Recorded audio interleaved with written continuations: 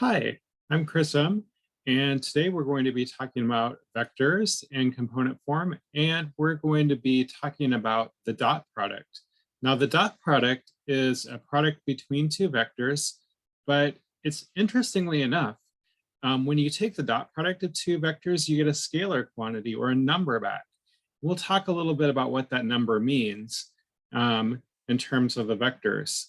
So if you're looking at my screen, you see that the dot product of two vectors, we have them in that vector component form with the I and the j hat, or the I and j vectors, which mean the x and y direction. So we have two vectors, u and v there.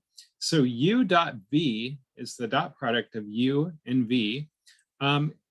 Really, what you do is you just take the x component of the u vector times the x component of the v vector, and you add that to the y component of the v vector, or the u vector times the y component of the v vector, and we get a scalar quantity back. Well, I want to take a look at a couple examples here. So let's just try to compute the dot product of these two vectors, where u is -5, 5, and v is -4, 3. We'll just start off by doing this quick calculation.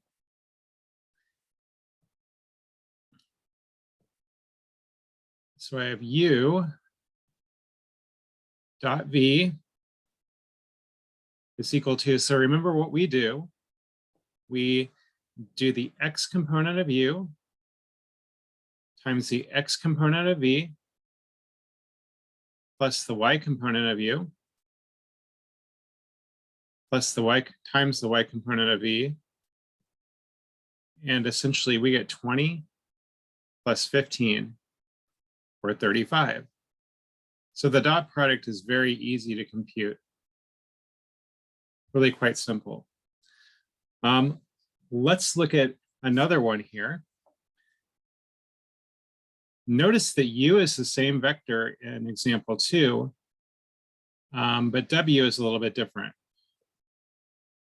So of course we take -5, the x component of u, times -5, the x component of w, plus 5, the y component of u, times -5, the y component of w.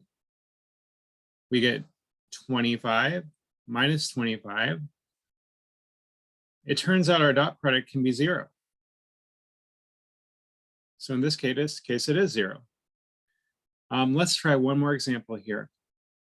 We're going to use that same u, and we're going to take the dot product with this vector q. So again, -5 this time times 2, plus 5 times 1. That gives us a -10, plus 5, and that's going to be a -5.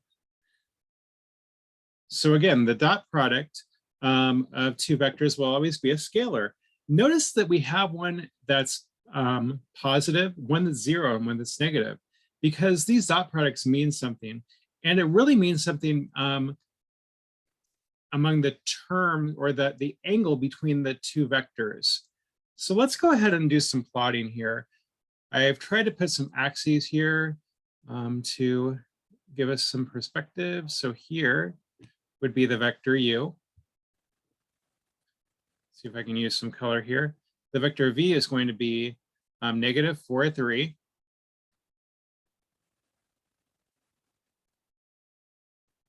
Right about there. Okay.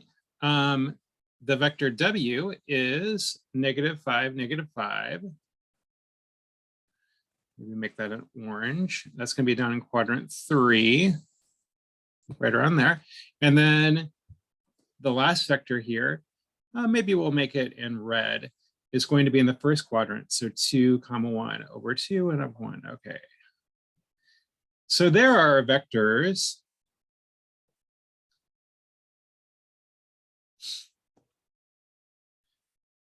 And what we want to do is sort of look at the angle between these vectors. So I've drawn them as close as I can to the real thing as possible. And we're labeling these here. So we have U and V. Let's look at U and V first. The angle between U and V would be right here.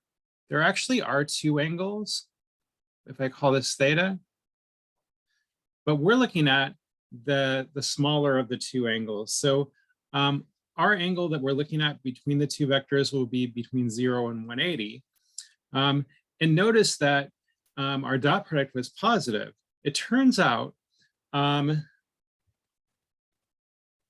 if U dot V is positive, then the angle between them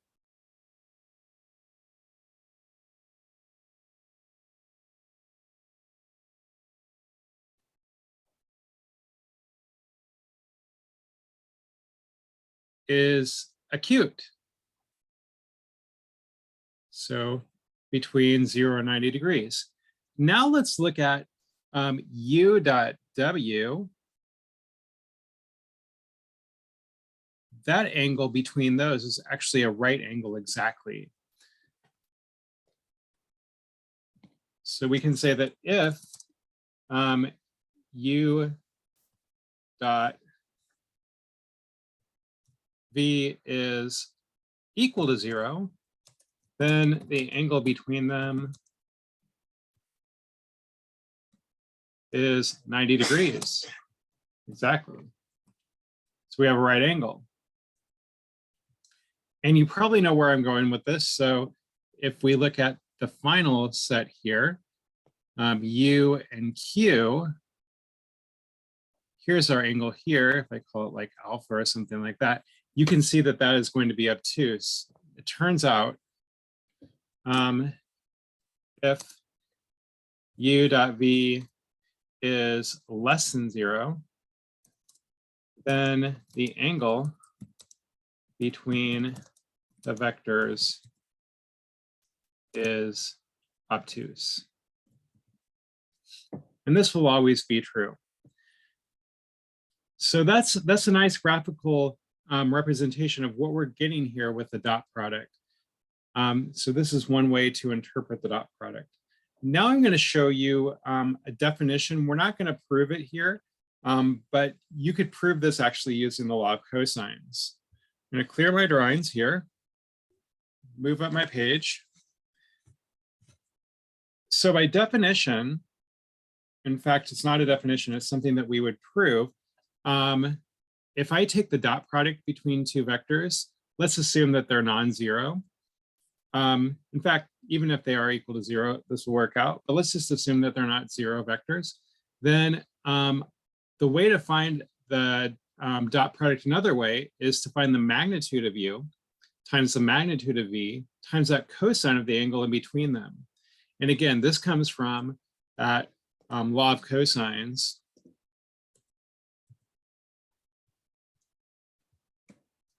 Can prove this. Right?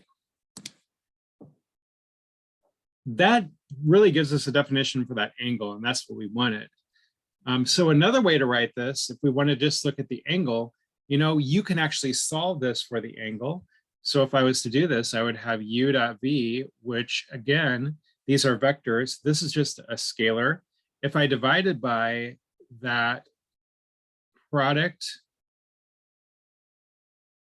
of magnitudes, as long as the magnitudes aren't 0, which means we're not dealing with the 0 vector, I have the cosine of that angle is equal to the dot product over their magnitudes. Magnitudes are always positive. So really the dot product determines the angle between the vectors. Remember, if cosine is positive, we're in quadrant 1, which means acute. If cosine is negative, we're over in quadrant 2, which would mean we're dealing with an obtuse angle. And finally, if cosine is 0, that means that we're right up there at a quadrantal angle of 90 degrees. So they would be at a right angle to each other. So if I wanted to solve for theta, I could say theta is equal to that inverse cosine of the dot product divided by the magnitudes product. Okay, so we'll use that. Okay. How do we know two vectors are perpendicular? It turns out that we can use the dot product to do that. And it comes from the definition that we can prove from the law of sines, cosines, I should say. U and V are two non-zero vectors. Then if their dot product is 0, those vectors are perpendicular, and vice versa. If the vectors are perpendicular, then their dot product would be 0. Again, if you look at this formula right here, highlight it for you, then we can see that the only way that we could get theta being 90 degrees is if u dot v was 0. We'd have the cosine or the inverse cosine of 0, which would be 90 degrees. Okay. So let's use this fact to check out something orthogonally.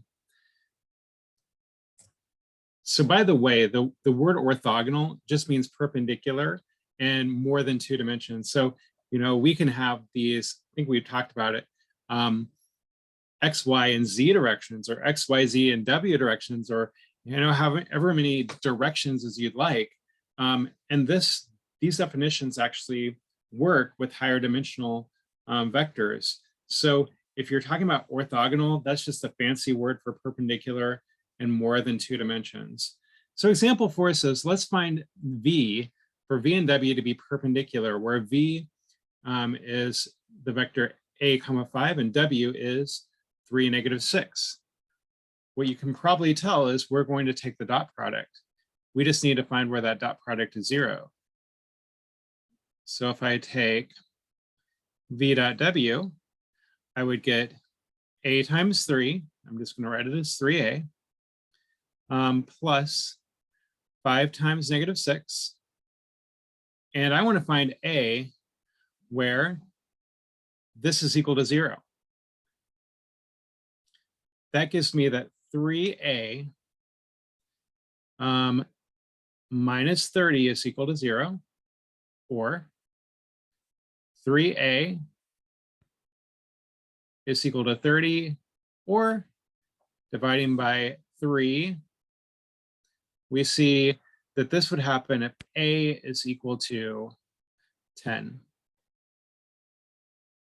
So given the vector 10, comma 5, that is going to be perpendicular to the vector 3, -6. So those will be in the first and the fourth quadrant respectively. Okay. So I want to take a look at one more example, and it's finding the exact angle between two vectors. So I want to take a look at 52. It says, find the angle between vectors u and v. And this is a good SAT question or contest question, so it's multiple choice. Okay, so if we're looking for the angle, we need to go ahead and use that formula for the dot product. So I know that u dot v is equal to the magnitude of u times the magnitude of v times the cosine of that angle in between them. So we're looking for theta. We're looking for theta there. Okay, I need to take u dot v. So for 52, u dot v is equal to 3 times 1 plus 7 times -4, which is 3 minus 28, -25. Okay, so that should tell you that our angle is obtuse. So we can automatically sort of eliminate A right now because we know that it's going to be obtuse. Now we have to figure out which one of B, C, and D it is. I need to find the magnitudes of each. Magnitude of u is just sort of like the Pythagorean theorem.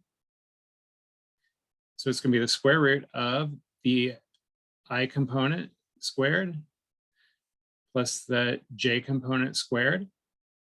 I have 9 plus 49, that's 58. So the magnitude of u is square root of 58. All right, I'm going to do the same thing for v.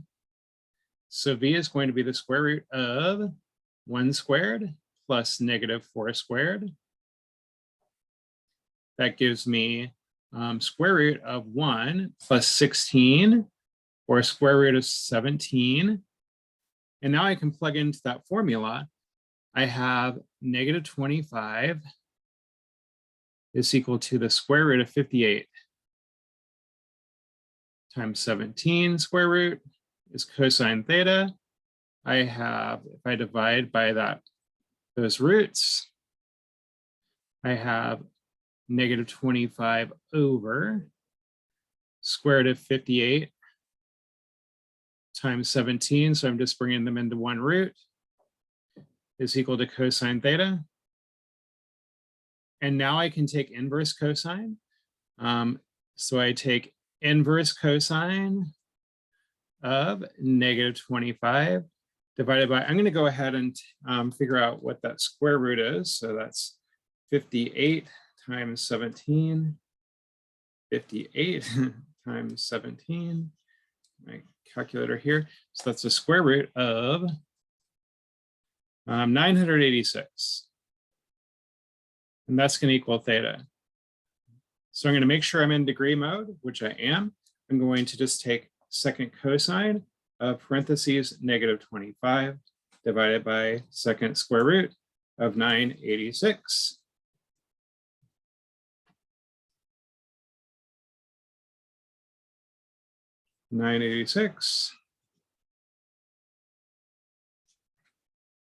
And close those carefully, and I get theta is approximately equal to 142.76, so 8 degrees, which would be B.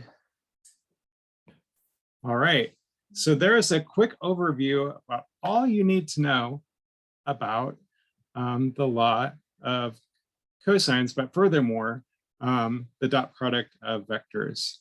Hope this has helped.